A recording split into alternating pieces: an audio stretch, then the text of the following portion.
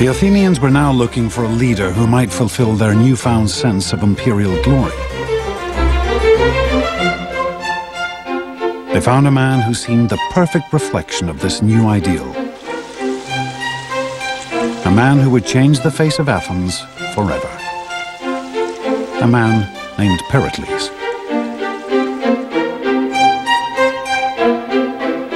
There's probably not a more important figure in the history of classical Greece than Pericles. He was the leader of Athens at the height of its power and of its artistic achievement.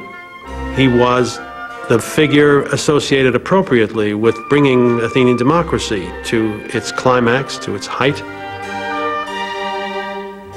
But Pericles was no obvious democrat like Themistocles, for he had been born into one of Athens' most elite families.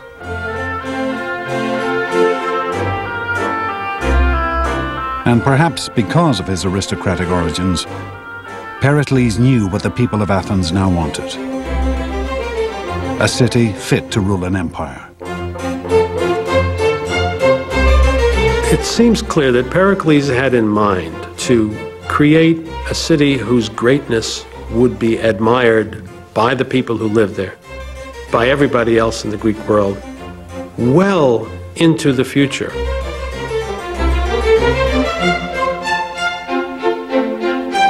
Pericles announced a glorious new vision to the Athenian assembly. All kinds of enterprises should be created which will provide inspiration for every art, find employment for every hand. We must devote ourselves to acquiring things that will be the source of everlasting fame. Pericles turned his attention to the Acropolis, the sheer peak in the center of Athens, home of the city's patron goddess, Athena.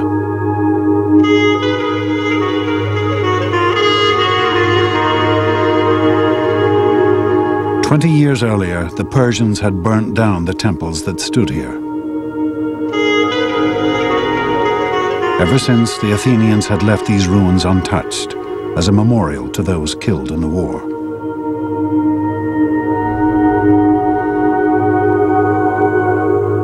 But Pericles had other ideas. He proposed a massive reconstruction plan. At its center would be a new Parthenon, a temple to Athena, and it would be one of the most astonishing buildings of the ancient world.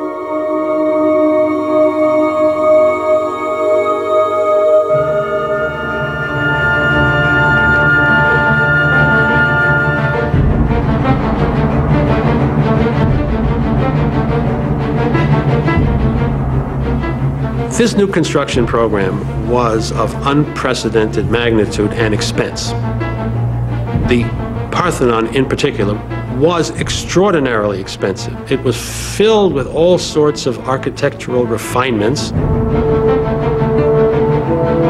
Pericles planned to spend over 5,000 talents in the first year alone.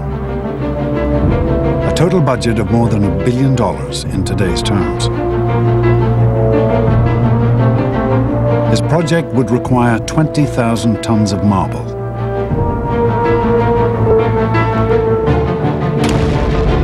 The Athenian quarries at Mount Pentelicus, just outside the city, resounded as hundreds of workmen traced out and carved great blocks of marble from the mountain.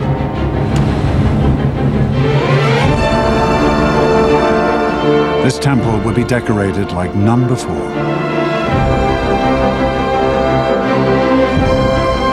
Sculptors and craftsmen were gathered from all over the Greek world.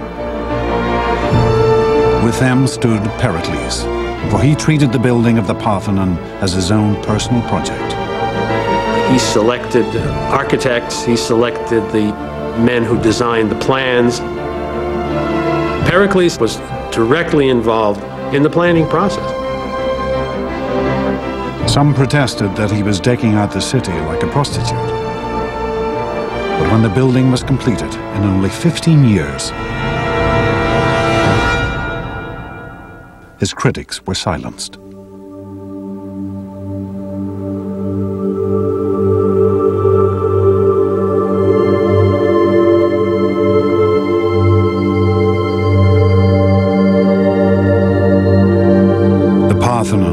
was and still is the most glorious symbol of Athens' empire.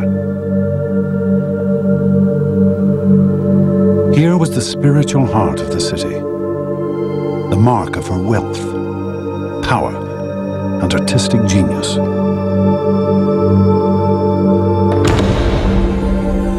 When you first came through the door, you'd have been just stunned.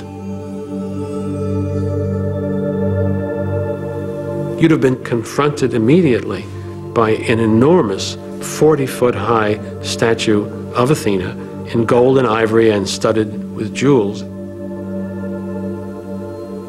I think the impression of a statue of that size and with that kind of dressing must have been truly overwhelming.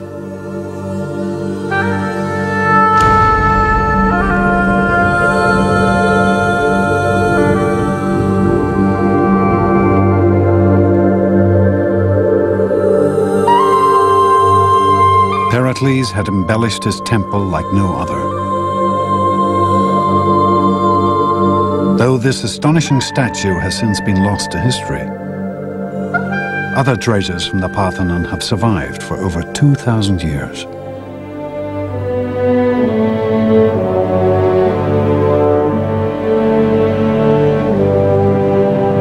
The most famous is the Parthenon frieze, a 500-foot-long stretch of carved marble which ran around the inner wall of the temple.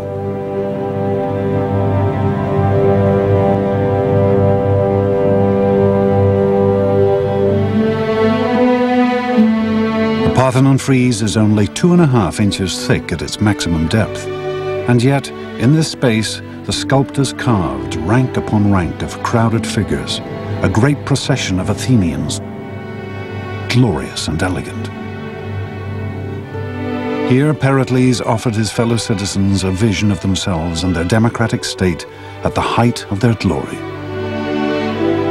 Democracy itself becomes heroized in that monument. It's a very democratic thing that wants to include all those citizens who participated in beating off the first great threat to democracy, which was from the Persians. These are ideals to which you can aspire.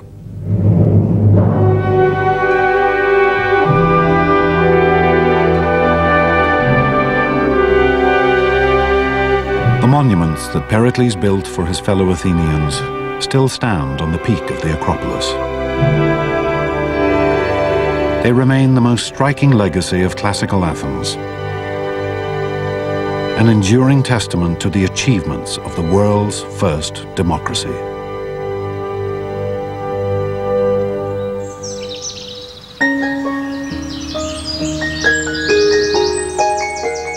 But Pericles was not simply concerned with astonishing construction projects. Under his leadership, Athens would also become the intellectual center of the ancient